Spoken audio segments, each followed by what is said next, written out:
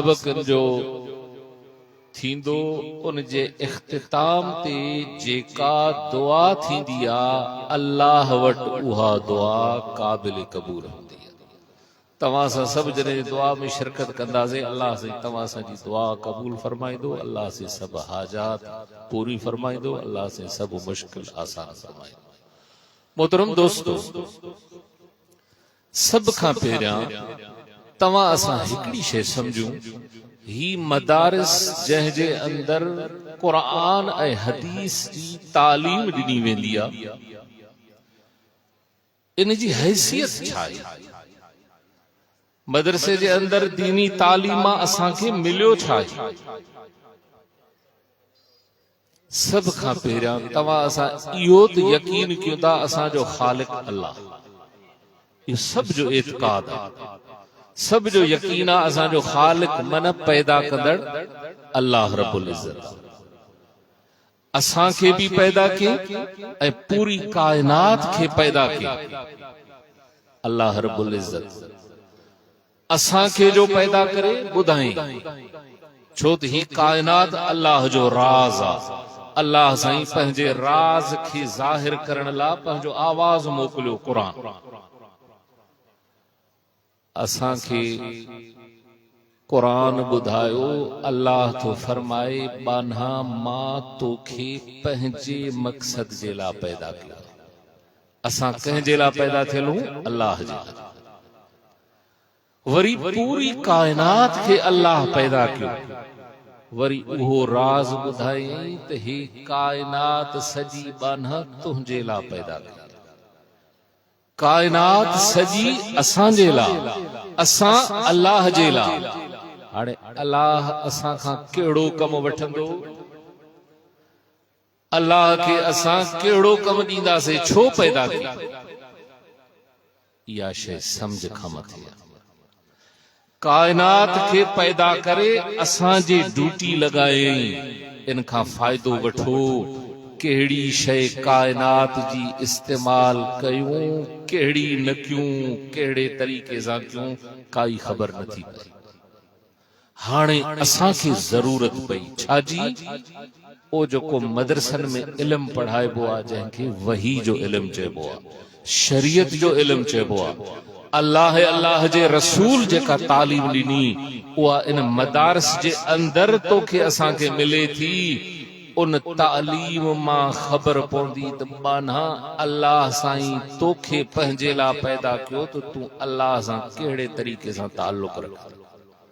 असां जहिड़ा इंसान हुया, जॾहिं इस्लाम न हो, दीन न हो, क़ुरान जो इल्मु न हो, उहे पत्थर जी पूजा कंदा। इहो वही जो इल्मु न हो।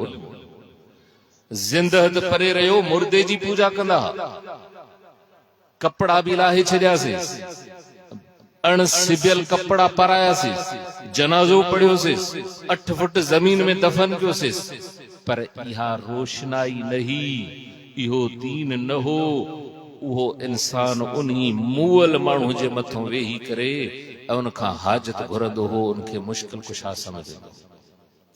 जॾहिं इहा वही आई, इहो दीन आयो, इहो इस्लाम आयो, असांजे अक्ल खे अख मिली, रोशनाई मिली त हाजत रवा मुश्किल कुशा हिकिड़ो अल्लाह जेको नफ़े नुक़सान जो मालिकात घुरबो भी उनखां, बंदगी इबादत भी उन जी कबी। पोइ राज़ ज़ाहिर कयो त बाना अल्लाह तोखे पैदा ई इन्ही जे करे कयो आहे जो अल्लाह जी मर्ज़ी ते हल। जेको तव्हां सां अक्सर लफ़्ज़ ॿुधंदा आहियूं न, इबादत इबादत, इबादत जी मिसाल ॾींदा हूं, हिकिड़ी नमाज़ आहे, रोज़ो आहे, हज आहे, ज़कात आहे। इबादत जी माना मक़सद इहो आहे त ज़िंदगी अल्लाह जी मर्ज़ी ते गुज़ारी, इहा बंदगी। हाणे इहो सबक़, इहा रहनुमाई, इहा रोशनाई बा काथों मिली? ओनी मदारिस जे ज़रिए। क़ुरान असांखे मदारिस खां मिलियो, हदीस असांखे मदारिस खां मिली। शरीयत जी रहनुमाई तोखे असांखे इन मदारस खां मिली। हाणे अल्लाह सां बान्हे जो ताल्लुक कहिड़े तरीक़े सां थिए, ज़रूरत ही वही जे इल्म जी।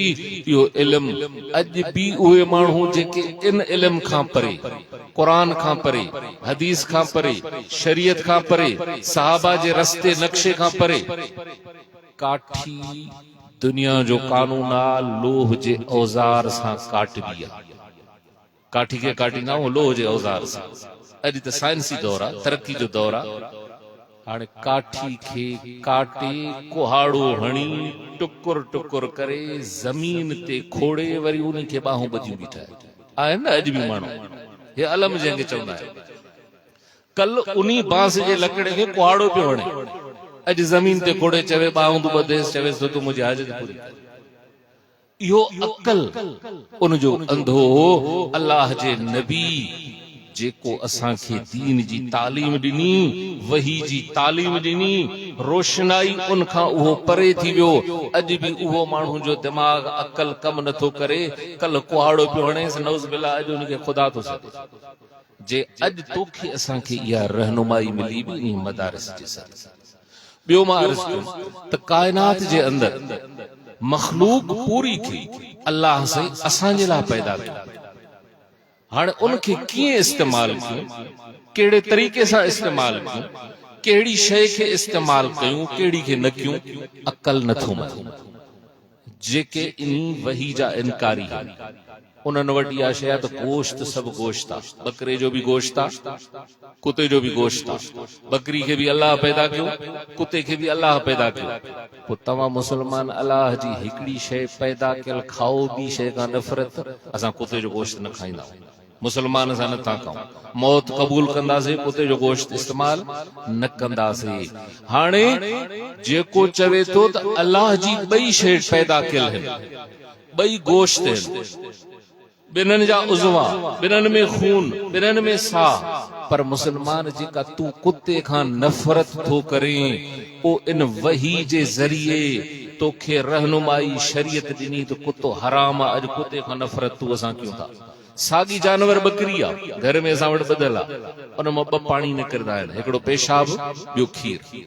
अकल नथो मञे न। हलाल जानवर, पैदा थियल शइ अल्लाह जी आहे बि ज़िंदह, हिकिड़ो उन जो पाणी इस्तेमाल करें, ॿिए पाणी खां नफ़रत। इहा शइ जे इस्तेमाल कहिड़ी कयूं, कहिड़ी न कयूं, कहिड़े तरीक़े सां कयूं, पूरी काइनात जे शयुनि जी रहनुमाई बि असांखे वही जे ज़रिए मिली। त सम्झ में आयो त असां मुसलमान जेका इस्लामी सकाफ़त, इस्लामी रिवायात, इस्लामी कानून ते जिंदगी गुज़ारियूं था, ये असां अबे ॾाॾे जी रस्म समझी उन्ही ते हलूं था।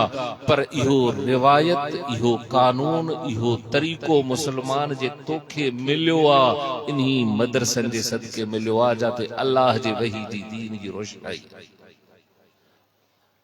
अॼु खुश नसीब उहे नौजवान, उन्हनि जे हवाले सां उन्हनि खे मां अर्ज़ कंदुसि त तव्हां आलिम थिया हो।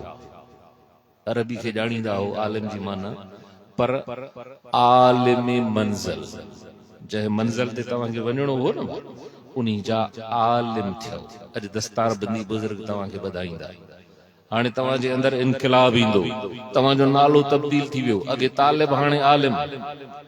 हाणे तव्हां ॿिए जहान में कदम रखंदव। हाणे आलिम मंज़िल थियो, कंदकोट में वेठा हूं, को माखे ॾसे त कश्मीर फलानो रस्तो, फलानो निशान, पार, उनवान सभु ॾसे, माखे मालूमात मिली वई, पर उते पहचण में कुछ खपे थो। तव्हां आलिम मंज़िल थिया हो, हाणे बालिग मंज़िल थियो। अॻियों जेको तव्हांजो कदम हो, वरी उन रस्ते सां हलो।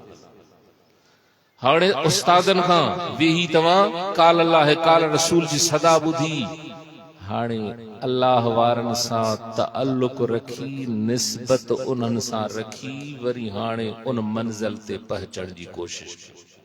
फर्क़ आहे। हाणे हो आलिम बिकिताबिल्लाह। इमाम अहमद बिन हंबल रहमहुल्लाह, उन वटि हिकिड़ो सूफ़ी ईंदो हो। अॼुकल्ह तव्हां सूफ़ी जी इस्तिलाह बि ॿुधी आहे। हिकिड़ा माण्हू त वरी सूफ़ी खां नफ़रत कनि था।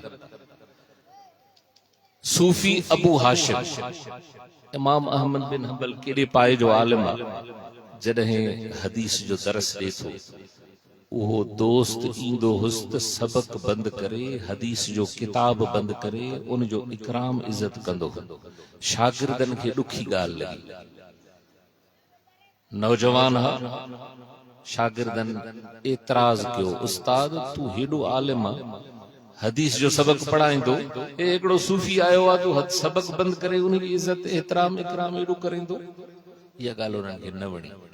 इमाम अहमद बिन हंबल अल्लाह से उनकी कब्र ते करोड़ा रहमतू नाज़िल फरमाए, जवाब तमाम अजीब जवाब, वो जवाब तव्हां दिल जे कननि सां ॿुधो। छा जवाब ॾिनई? फरमाई तव्हां चओ था त तू वॾो आलिम आहे, हे आलिम नाहे, इन जी एॾी इज्जत छो थो करे?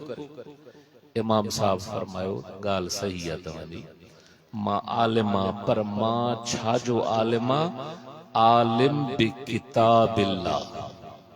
तव्हां बि हाणे उहा छा जा आलिम थिया हो? आलिम बि किताबिल्लाह। उन सूफ़ी ॾे इशारो कयईं, हे डायरेक्ट आलिम बिल्लाह। आलिम बि किताबिल्लाह ऐं आलिम बिल्लाह में फ़र्क़ु आहे। तंहिंजे करे मां एतिरो उनजी इकराम कयां थो। हाणे तव्हांखे आलिम बि किताबिल्लाह जो सर्टिफिकेट त अॼु मिलंदो, हाणे हुन जहान में कदम रखंदो, पोइ आलिम बिल्लाह थियण जी बि कोशिश कयो। लाख दुआ आहे अल्लाह साईं तव्हां सां समूरनि खे अमल करण जी तौफ़ीक़ अता फरमाए। व आख़िर दावाना अनिल हम्दुलिल्लाहि रब्बिल आलमीन।